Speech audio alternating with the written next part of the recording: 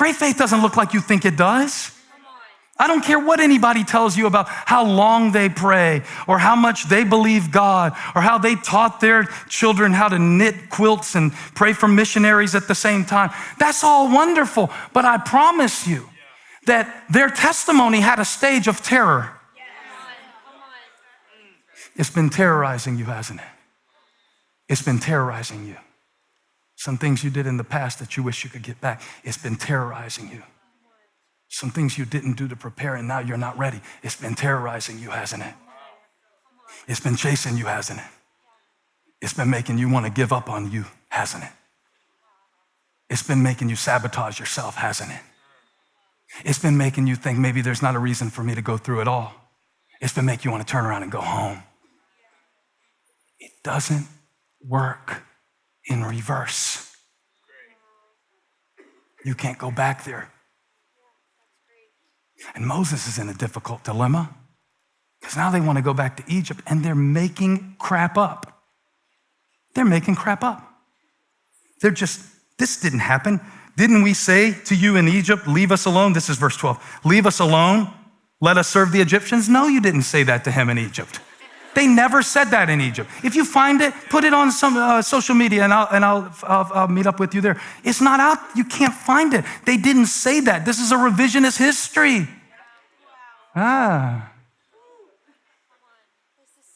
So now I feel really bad for Moses, even more than I feel bad for them. And I feel bad for everybody because I would be saying the same stuff.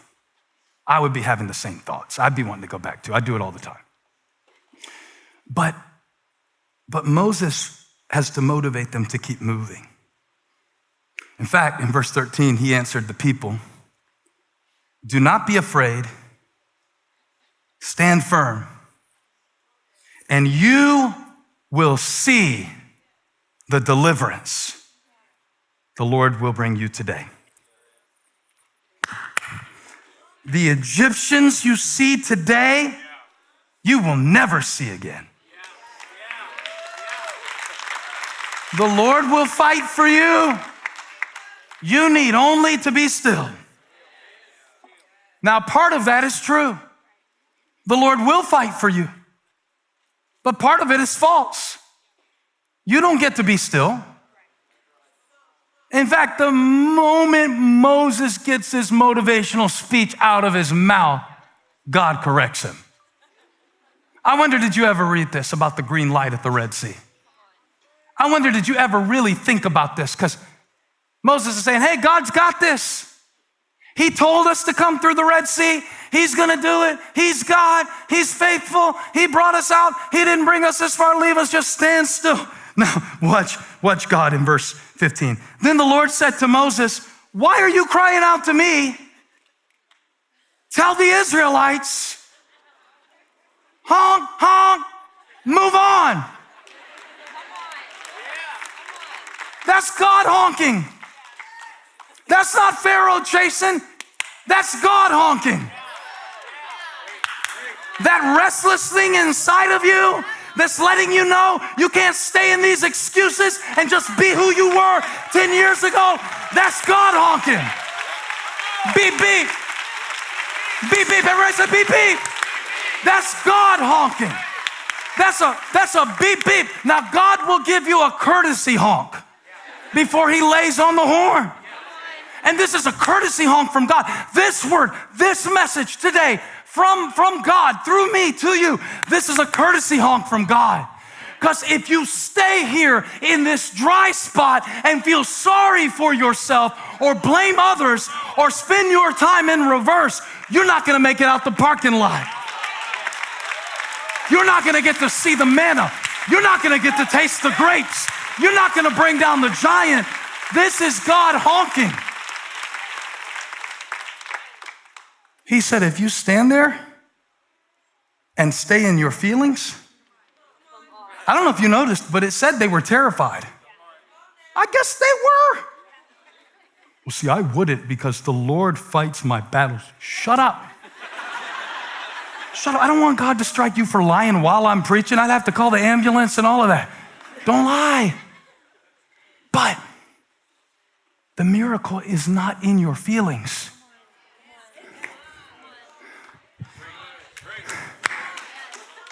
The miracle is in your feet. It's not in your feelings, it's in your feet. What you've got to do is move. Move. Move. Beep, beep. It's green. You've got the go ahead from God, even though it doesn't look like it, even though you don't see it, even though this is kind of an off-road season for you, and you've never been this way before, and you've never figured this out before, and you weren't educated for this. You've got a green light. And if you sit at this green light in this intersection long enough, look, God will give you the green light, but he's not going to drive the car. Uh-oh. Looks like I hit a nerve. Y'all were singing, Jesus, take the wheel. He's like, nope. Yea, though I walk through the valley of the shadow of death, I will fear no evil because you're with me. Okay. It's in my feet. He enables me to go through the valley. That's what he gave me grace for. Not to make it so that I never experienced a valley. Quit looking to external means of testimony to the goodness of God. You got to get a green light on the inside. You got to get a green light on the inside to say, you know what? I know God is calling me to love this person even though they get on my last nerves. That's what I mean by a green light at the Red Sea. When God enables you to do something that you could never do apart from him. Apart from me, you can do nothing. But I can do all things through Christ who strengthens me. And I can do this too. God's gonna get his glory, but you gotta go. You've gotta go. I don't mean running from stuff. I don't mean moving cities. I mean walking by faith, not sight. To pass through the sea. That's the reason he brought you to the Red Sea. Because the Egyptians can't swim that far. Oh God. Too much. Should have been a series. All I came to prophesy today is you've got green. And you got to go. You got to go. So where should I move? Tampa, Atlanta? You keep thinking it's about geography. It's not about geography. Yea, though I walk through the valley of the shadow of death. Yea, though I walk through the valley of the shadow of death. I will fear no evil. Though I walk through, I will fear no fear. I feel fear, but the miracle is not in my feelings. It's in my feet. And you know what else Psalm 23 says? He maketh me lie down. He knows when it should be red. He knows when it should be green. He maketh me lie down in what, pastors? Did you just say green? Does my whole sermon go together to get you to realize that you've got green even in the valley? That he will feed you. He will feed you in the low place. Yeah. You're depressed. Yeah. You're anxious. Yeah. You screwed up. Yeah. You did it. But he's going to bring you through anyway. Where's the organ? Where's the organ? I need to celebrate. I need to celebrate. I need to celebrate. I need to celebrate. If it's all by myself. Woo! Woo! Woo! Woo! Woo! Woo! Woo! I got that go-through anointing. I got that anyway anointing. I got that Red Sea revelation. He led me through the depths. Through the depths, like it was a desert. He brought me through dysfunction. He brought me into destiny. He led me through the desert. He led me through the desert. He led me through the desert. The proof that God is leading you is not that it's easy. He prepareth a table for me in the green valley in the presence of my enemies. He's leading me. I'm not going the easy way. I'm going through the sea. I've been baptized in water. I've been baptized in the Father's love.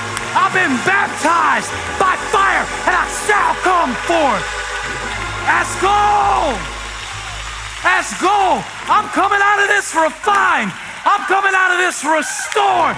I'm coming out of this with a revelation. because I got a green light at the Red Sea. I asked the Lord in coming to preach this message, what did he want to give you to get you through? And I said, show me, Lord, what you want to give them to get them through. Because he gave Moses a staff. And I'm like, well, surely you can give them something. Thy rod and thy staff, they comfort me. Well, Moses had a staff, David had a staff. God of Moses, God of David. What did he give Annabelle? What was your name again, lady, that I said I was going to preach to? Kathy. What did he give Kathy? So I'm praying you. And the first thing God said he wanted to give you as you go through this Red Sea. Shout it again. You got green. You got green. I want to see green light emojis all in the chat when I watch this message later this week. Because the first thing he said he wanted to give you was grace. Grace. Grace, not just any kind of grace, because we put that before we eat the casserole. Let's say grace. Not that kind of grace. He said he wanted to give you grace for your greatest embarrassments. For the thing you won't talk about. For the thing you pretend like you got through, but you're really drowning in it.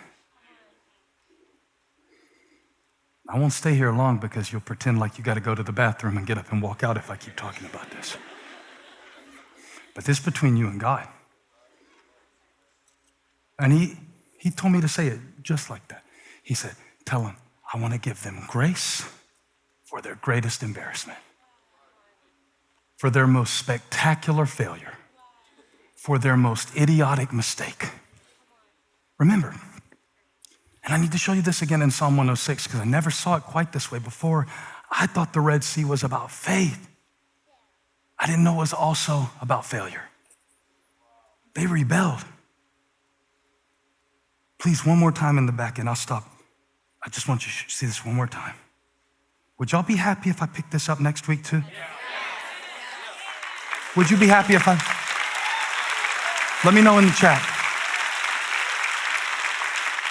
Because I think we need to keep talking about this idea that God will give you a green light, the strength and the assurance and the calling to go through something that you've never seen anybody else go through.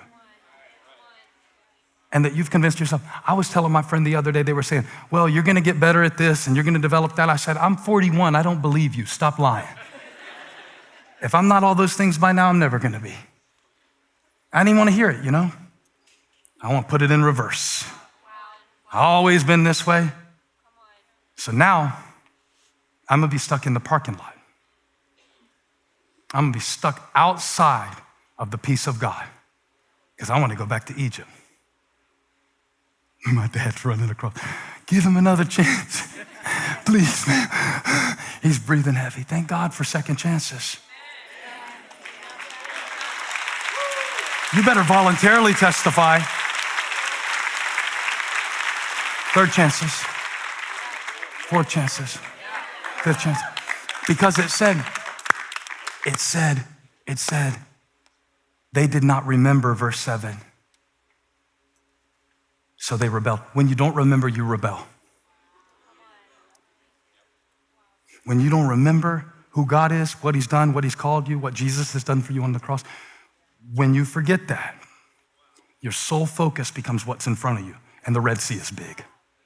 So of course you want to go back. Where else are you going to go? But you just saw the Nile turn to blood. You just saw frogs cover the land. You just saw the firstborn of Egypt struck dead because God will get his glory.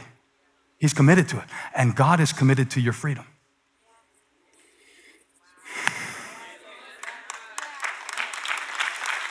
They rebelled by the sea, by the Red Sea. I knew they rebelled in the wilderness. I knew they rebelled at Sinai. I remember they built the golden calf, dancing around it, taking their clothes off and all that. But they rebelled before they even got out. They almost failed their test of faith in the parking lot on their way to the promised land. But what really got me was the word yet in verse 8. Yet he saved them for his name's sake.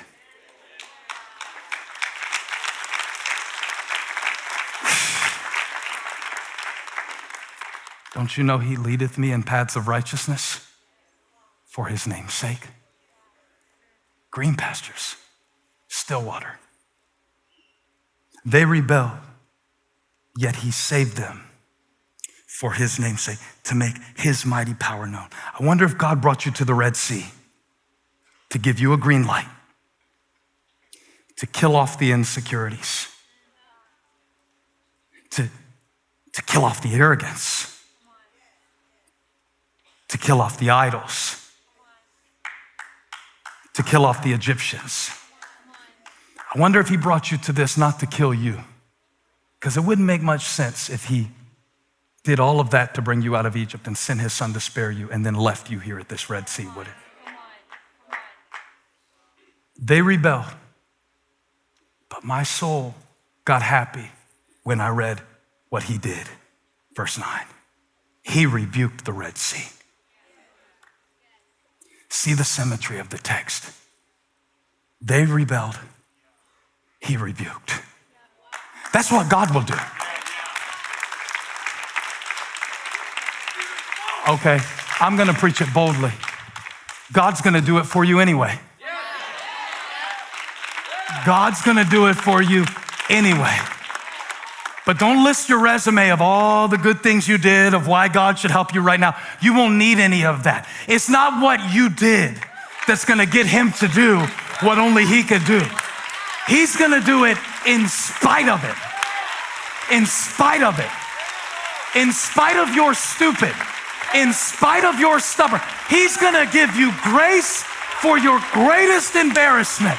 And your kids will live to tell of it. And your grandkids will know about it.